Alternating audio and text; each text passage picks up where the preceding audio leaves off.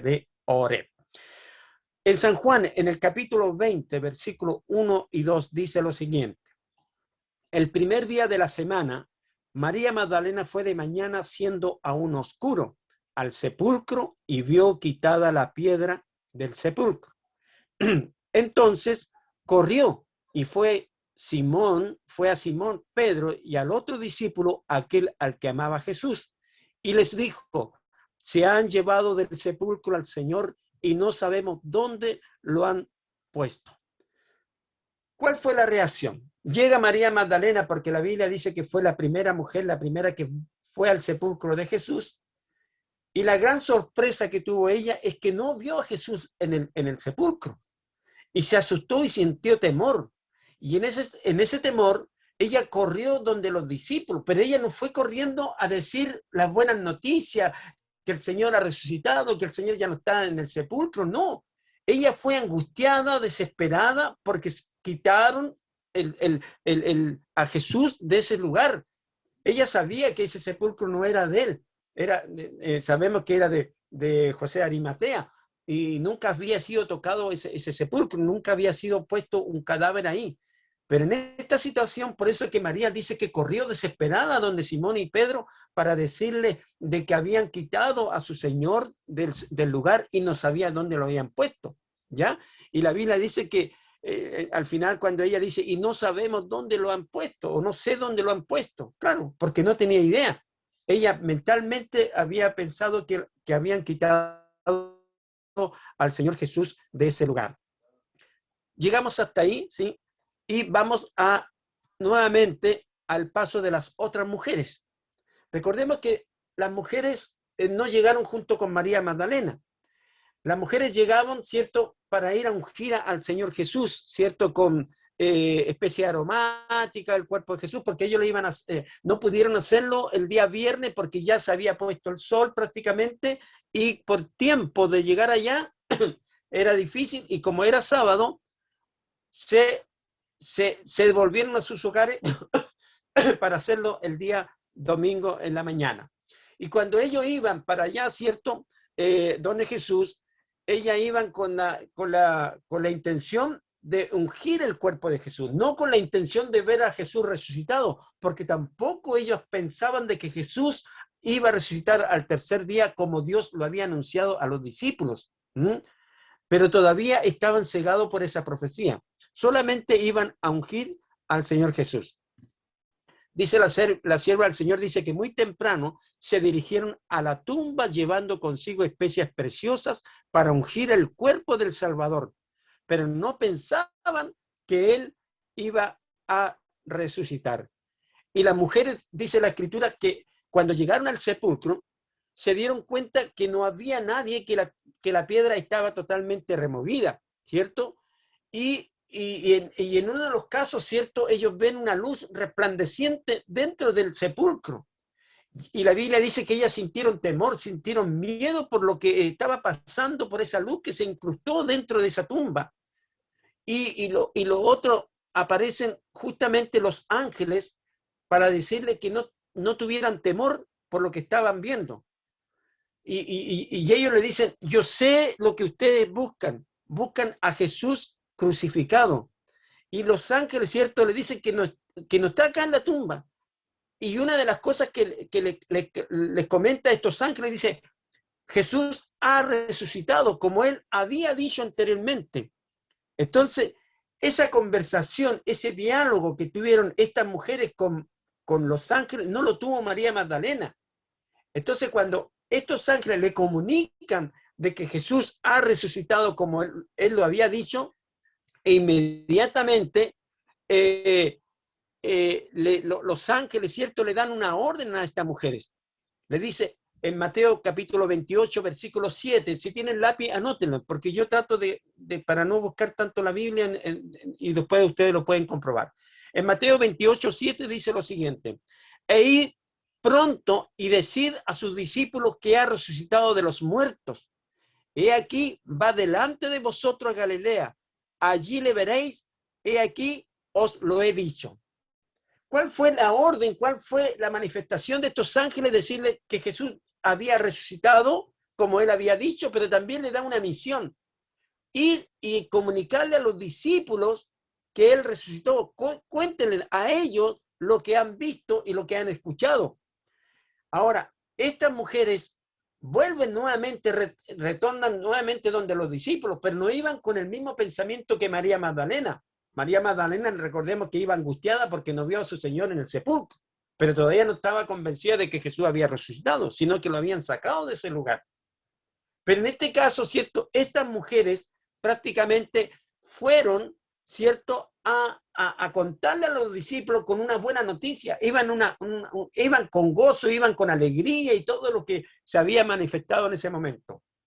Pero todavía ellas no habían tenido contacto con Jesús, solamente con los ángeles.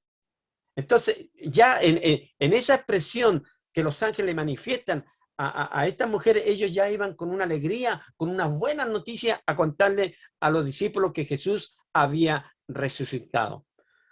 Retornemos nuevamente al caso de María Magdalena. Vamos a volver el papel anterior sobre María Magdalena.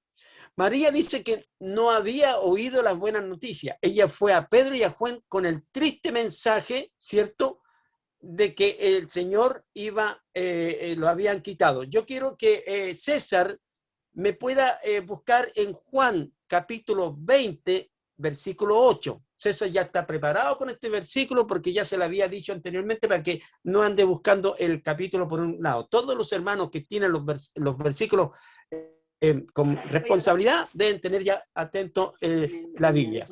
Juan capítulo 20, versículo 8. ¿Se escucha? Sí, César.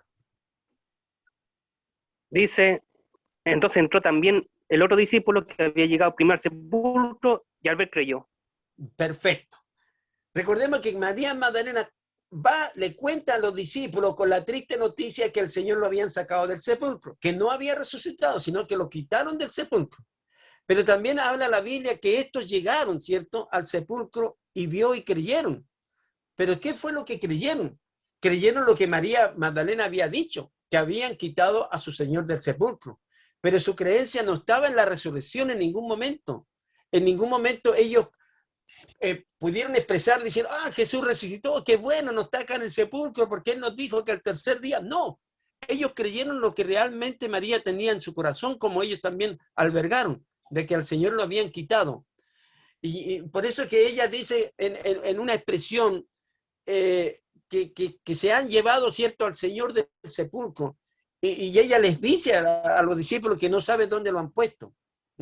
Y por eso es que los discípulos se apresuraron para llegar a esa tumba y encontraron, ¿cierto?, prácticamente el ataúd, el sepulcro completamente vacío, como María lo había anunciado.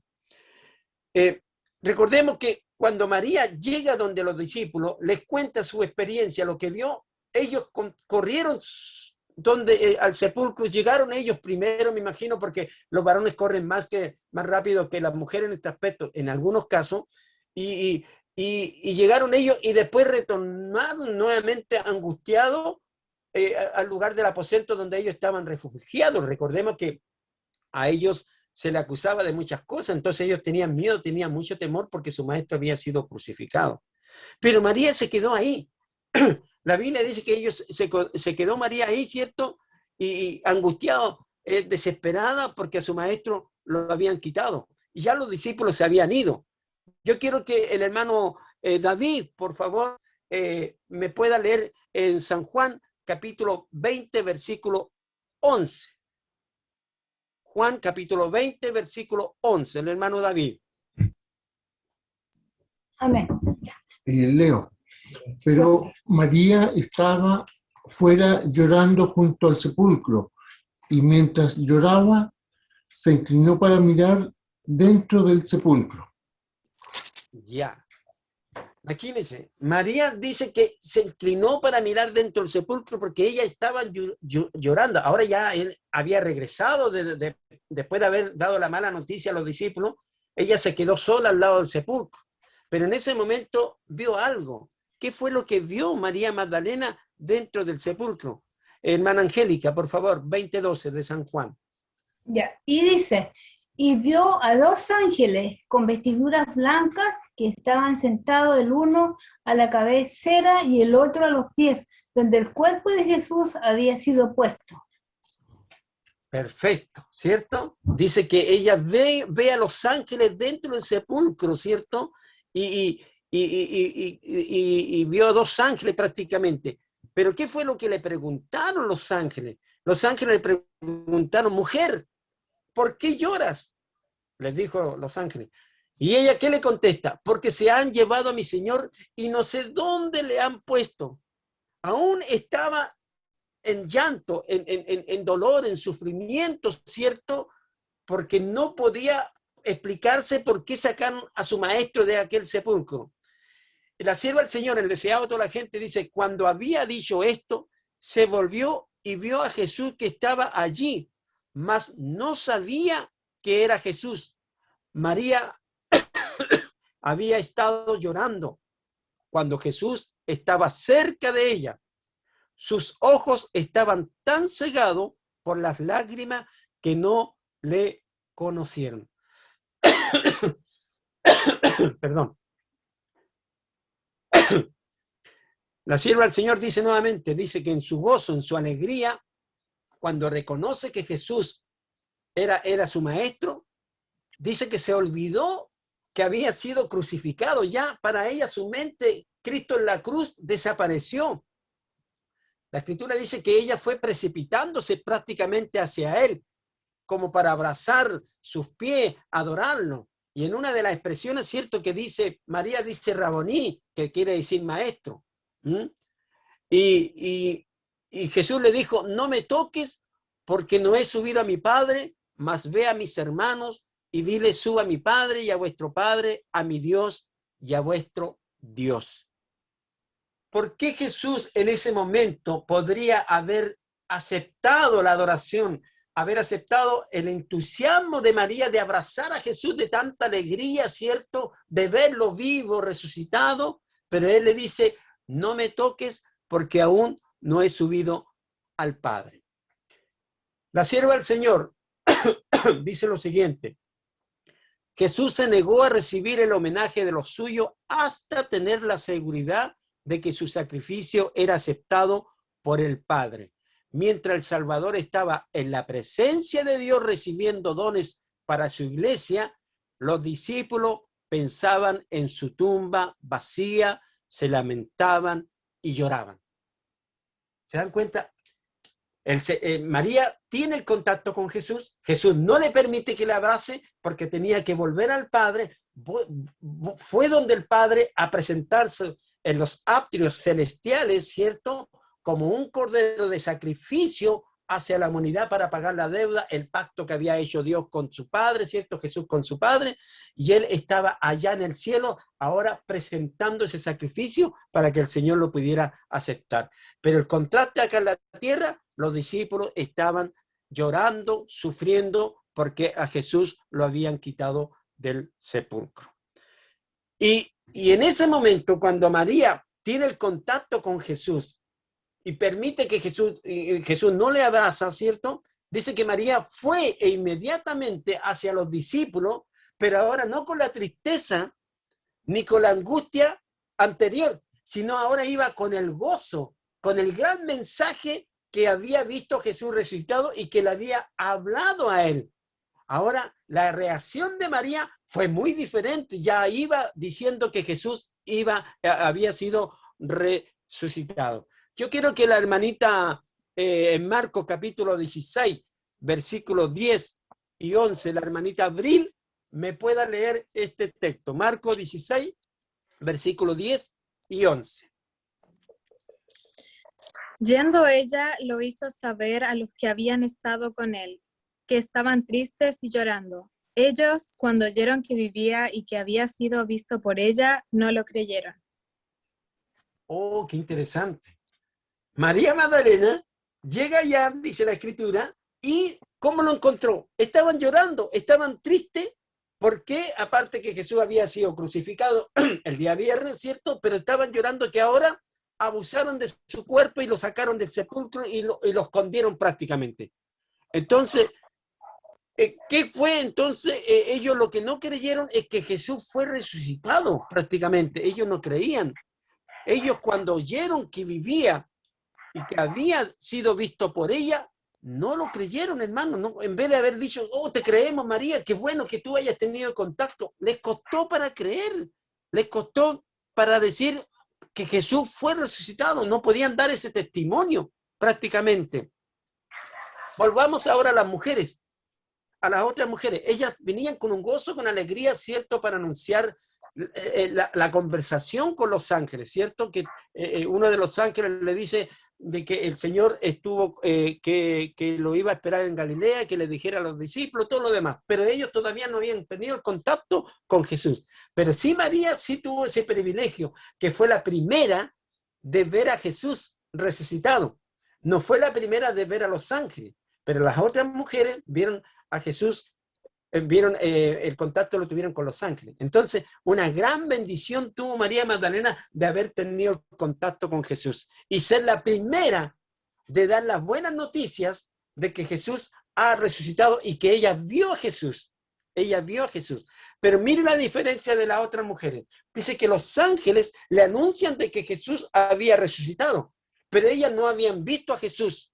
Por fe aceptaron la versión de los ángeles, por fe. Y lo mismo que tenía, y ella en su entusiasmo creyeron en lo que estos ángeles le habían dicho. Pero mire lo que pasó con los discípulos. Los discípulos no creyeron lo que María había dicho, pero sí creyeron al principio de que Jesús había sido quitado del sepulcro. Y por eso que la Biblia dice que fueron los discípulos a ver si era cierto lo que María había dicho. Y se confirmó lo que María había comunicado. Pero ahora que María está diciendo una buena noticia, una cosa mucho mejor, no creyeron el mensaje de María. Yo quiero que Mateo, en Mateo, en el capítulo 28, versículo 8, me pueda leer Felipe, por favor. Entonces ellas, saliendo del sepulcro con temor y gran gozo, fueron corriendo a dar las nuevas a sus discípulos y mientras iban a dar las nuevas a los discípulos. Ya. ¿Qué es lo que dice? Ya mencionamos en este caso a las mujeres, ellas reciben el mensaje, tuvieron un poco temor, claro, natural, pero hubo un gran gozo y que fueron corriendo a dar las nuevas a sus discípulos. Qué interesante. Ya las mujeres iban con ese mensaje. Después que hubo prácticamente ascendido el Padre, ¿cierto? Desciende nuevamente a la tierra. Y Jesús se le aparece ahora a las otras mujeres. ¿Y cuál fue la expresión? Dice, salve. Y ellas, dice la Escritura, que ellas se llegaron y abrazaron sus pies y adoraron a Jesús cuando lo reconocieron que era el Mesías. Pero en este caso, ustedes se dan cuenta de lo que leímos anteriormente, que a Jesús no le permitió a María Magdalena que le abrazara. Pero en cambio a las otras mujeres sí le permitió hacerlo. ¿Por qué les permitió? Porque ya Jesús había ido al cielo, había sido había entrado a los atrios celestiales, ¿cierto? Donde para que el Padre pudiera aceptar su sacrificio. Y cuando el Padre acepta, ¿cierto?, el sacrificio de Cristo como Cordero de Dios que quita los pecados del mundo, Jesús desciende nuevamente a la tierra y permite ahora la adoración de la raza humana. En el deseado toda la gente, dice la sierva, dice, ascendió a los atrios celestiales y de Dios mismo oyó la seguridad de que su expiación por los pecados de los hombres había sido amplia, de que por su sangre todos podían obtener vida eterna. El Padre ratificó el pacto hecho con Cristo, de que recibiría a los hombres arrepentidos y obedientes y los amaría como a su Hijo. ¿Qué nos lleva a nosotros a orar, a pedir al Señor un arrepentimiento y una obediencia? El Señor me acepta, pero no me acepta porque yo tengo mérito, sino porque el Señor, el Padre, hizo un pacto con Jesús. Como un día hablábamos en la escuela sabática, el manto que cubrió al pueblo de Israel era la justicia purificadora de Dios. El manto que me cubre a mí de todos los pecados, de todos los errores que yo puedo cometer en mi vida, es por gracia al manto manto de purificadora de Cristo. Sin ese manto yo no puedo tener acceso a mis oraciones al Padre. Todo llega por mérito de Cristo. Yo quiero que Héctor, en Mateo capítulo 28, versículo 10, me pueda leer. Porque Mateo capítulo 28, versículo 10. dice, no tengan miedo, les dijo Jesús, vayan a decirle a mis hermanos que se dirijan a Galilea y allí me verán. Ya, esa es una versión diferente. Voy a tratar de leerlo acá. Dice, entonces Jesús le dice, no temáis o no tengan miedo, y dar las nuevas a mis hermanos, las buenas noticias, para que vayan a Galilea y allí me verán. Ese fue otro mensaje que le da ahora directamente Jesús. O sea, ahora las mujeres ven a Cristo visiblemente, físicamente, lo tocan, lo abrazan, pero también escuchan un mandato del Señor. Dar las buenas noticias a mis hermanos, para que vayan, ¿dónde? A Galilea, y allí me verán. Y Jesús lo había dicho, antes de que muriera, él dijo que iba a resucitar y que lo iba a esperar en Galilea. Y allí me verán, dice. Fue una de las noticias que el Señor Jesús le da a estas mujeres. Y yo quiero que Lucas, en el capítulo 24, versículo 9, la hermanita Yair me pueda leer Lucas 24, versículo 9. Es Yair, hermano. Yair. Sí. Volviendo del sepulcro, dieron nuevas de todas estas cosas a los 11 y a todos los demás. Perfecto, disculpa, hermanito. Ya, el hermano Yair, ¿cierto? Volviendo del sepulcro, dice que dieron las nuevas de todas estas cosas. ¿A quién? A los 11 y a todos los demás. Versículo más 6 dice, les parecían locuras las palabras de ellas y no la creían. Qué interesante. Les costaba creer a estos discípulos de que Jesús había resucitado. Y a veces nosotros criticamos a Tomás, ver para creer, pero ellos todavía no podían ver a Jesús, solamente estaban los testimonios de estas mujeres para decir que Jesús había hablado con ellas. Todas las mujeres fueron testigos, no fue una, dos, fueron varias mujeres. Estaba Juana, estaba María, estaba... no sé, varias personas que habían ahí, iban juntos a ungir el cuerpo y se encuentran con la novedad de conversar con los ángeles, más encima hablar con Jesús, y le anuncian a estos discípulos que Jesús había resucitado. Pero la Escritura dice que más a ellos le parecían locura las palabras de ella y no las creían. No bastaba el testimonio de María Magdalena, no bastaba el testimonio de aquellas mujeres. Entonces, ¿qué es lo que querían ellos? ¿Qué es lo que querían ver para creer, para tener la seguridad de que Jesús realmente había resucitado? Igual que Tomás.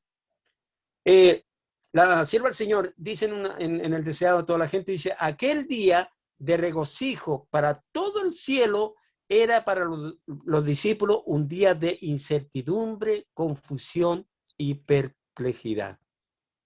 Yo me pongo en el caso de los discípulos. Los discípulos estaban siendo perseguidos prácticamente porque la gran muchedumbre, ¿cierto?, pidió que Cristo fuera crucificado. Y fueron perseguidos no solamente por la muchedumbre, sino por los sacerdotes, los dirigentes en aquellos tiempos, que no podían creer que aquel hombre era el Mesías. Total, era un hombre pobre, no era un hombre que había salido de teología, un hombre que había salido de medicina, un hombre que había salido de abogado, un hombre que había salido de ingeniero, en fin, era un hombre pobre y un hombre que había salido de Nazaret. Les costaba aceptar eso a los grandes sacerdotes, a los grandes dirigentes.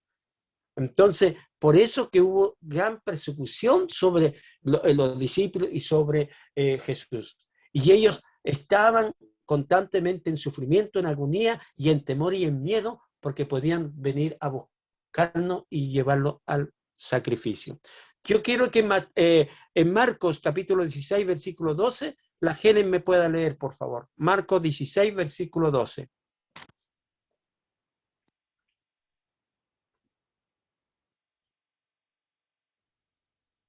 Marcos capítulo 16, versículo 12.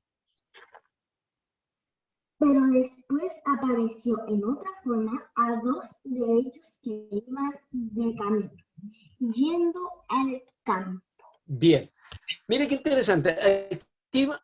así una pincelada. Ustedes saben que los dos hombres que iban camino a Emaús, ellos iban con la triste noticia de que Jesús había sido crucificado. Y en eso se le aparece Jesús, pero no le da una visión todavía clara para que lo reconozcan como el Mesías, sino que ellos lo miraban como un forastero. Y Jesús le hace la pregunta, ¿qué pasa? ¿Por qué están tan tristes sus corazones? Y ellos le dicen, pero tú no sabes nada de lo que pasó en Jerusalén. ¿Acaso tú eres forastero? ¿Tú eres de fuera? Porque recordemos que el día de la Pascua, siempre, como mínimo, yo calculo, menos de 500.000 personas iban a esa fiesta, porque era una Pascua que se le obligaba a todo varón, de acuerdo al mandato del Señor, dice que todo varón, jefe de hogar, tenía que ir a esa Pascua. No era excepción, tenían que estar, a no ser que estuvieran enfermos, graves, cualquier cosa, pero todo varón tenía que presentarse en el día de la Pascua. Y muchos iban con sus esposas, otros con sus hijos, en fin, pero estaban ahí. Así que había una gran multitud. Pero estos hombres, ¿cierto? Cuando reconocen que Jesús era el que les conversó, el que les dialogó, les citó la Escritura y todo lo demás, ¿cuál fue la reacción? La sierva del Señor dice que ellos no comieron, volvieron, dejaron todo ahí porque el Señor Jesús desapareció de ahí, de ese lugar, ¿cierto? Y retornaron nuevamente al lugar de origen y fueron a contarle a los discípulos. En Marcos capítulo 16, versículo 13 dice, ellos fueron y lo hicieron saber a los otros, y miren lo que dice la Escritura, y ni aún a ellos creyeron. ¿Qué esperan los discípulos? Que todavía les costaba creer. Les costaba creer. Entonces, ¿cómo puedo yo explicar eso? ¿Cómo yo le puedo decir a otras personas que los discípulos estuvieron 3 años y medio con Jesús, vieron los milagros, vieron las manifestaciones y todo lo demás?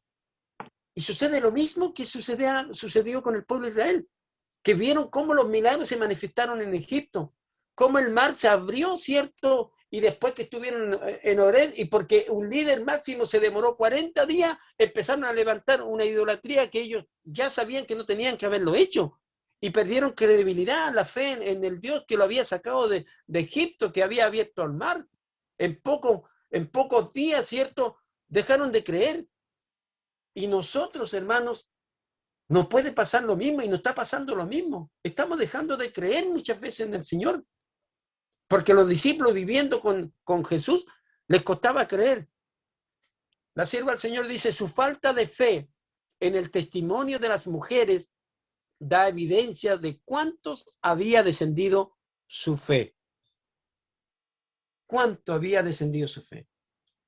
Hay un texto en el Deseado de toda la gente donde dice que una de las cosas que le impedía a los discípulos creer muchas veces en Jesús eran las tradiciones. Eran tan arraigadas las tradiciones que no tenían visión más allá. Para que ellos pudieran aumentar la fe, tenían que romper todas las tradiciones. Nosotros estamos llenos de tradición hoy en día, tradiciones católicas prácticamente que se inculca dentro de la iglesia adventista. De algunos, no de todos. Pero aquí nosotros tenemos que romper esas tradiciones para poder tener mejor visión de lo que está pasando. Y esas tradiciones, hermanos, impide, dice la sierva del Señor, para que los discípulos pudieran ver más allá. Algo muy importante. Jesús prometió en la resurrección. Todos nosotros vamos a seguir el ejemplo de Jesús. Así como Jesús resucitó de los muertos, nosotros, hermanos míos, todos vamos a resucitar. ¿Ah? Todos los que duermen, todos los que murieron en el Señor, todos estos hermanitos que murieron con COVID-19 y durmieron en el Señor, van a resucitar cuando venga el Señor Jesús. Y recuerden que cuando Jesús resucitó, Jesús no resucitó con la espalda lacerada, ni la sien con herida, solamente están las marcas en sus manos, en sus pies, como testimonio al universo, que el Señor permitió que quedaran ahí. Pero nosotros, hermanos, conoceremos a nuestros amigos como conocieron a Jesús en ese momento, ¿cierto? Los discípulos, como conocieron a María Magdalena, Jesús lo reconoció inmediatamente. Nosotros vamos a resucitar igual como Jesús. todos los que murieron enfermos, todos los que murieron tal vez deformados por castigo, en fin, por un cáncer, porque yo he sido testigo, yo creo muchos de nosotros hemos sido testigos, personas que quedan en los huesitos. Esas personas, ¿cierto?, van a resucitar nuevamente, pero no con esa enfermedad, sino que van a resucitar con la piel anterior. Nos vamos a reconocer unos a otros. Esas personas que mueren desfigurados en esta vida mortal, ¿cierto?, van a levantarse con perfecta salud y simetría. Y por eso que nos vamos a reconocer. Yo quiero leer un pedacito, dice, el cuerpo de Jesús, ¿cierto?, fue glorificado. Su identidad será perfectamente conservada. Entonces conoceremos así como somos conocidos, en la luz radiante, que resplandecerá del rostro de Jesús. Reconoceremos los rasgos de aquellos a quien amamos. A quien amamos. Así que no nos preocupemos, hermanos, la muerte es un aguijón, es un dolor. Yo lo tengo claro, nos va a afectar. Pero la convicción de la fe, no impidamos que ese dolor atormente mi corazón tan grande, sino que esa fe, esa convicción que el Señor va a resucitar a estas personas, me pueda aliviar el dolor con esa esperanza. Y va a depender de nosotros, va a depender de la fe que tengamos. Y por eso que es importante que estudiemos. Ahora, los discípulos conocían las profecías, sí las conocían. El Señor le había anunciado, le había dicho que el tercer día nunca los dejó en tinieblas. Pero ¿qué pasó con ellos? En medio de la agonía, en medio de la tormenta, ¿cierto? Les costó tener una convicción de fe. En los tiempos finales, dice en el conflicto de los siglos, en la página 581, dice, así también las profecías nos anuncian el porvenir con la misma claridad con que Cristo predijo su propia muerte a los discípulos. Los acontecimientos relacionados con el fin del tiempo de gracia y la preparación para el tiempo de angustia han sido presentadas con claridad. Pero también dice, y lo leo con tristeza, pero hay miles de personas que comprenden estas importantes verdades de modo tan incompleto como si nunca hubiesen sido reveladas.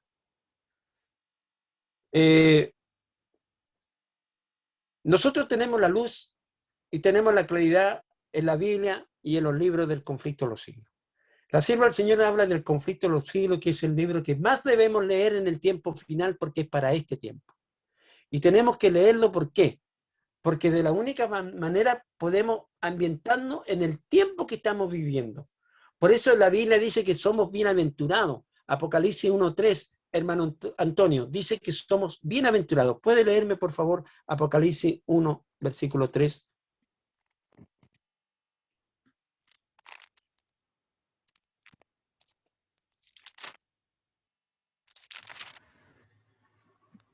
Bienaventurado el que lee y los que oyen las palabras de esta profecía y guardan las cosas en ellas escritas, porque el tiempo está cerca.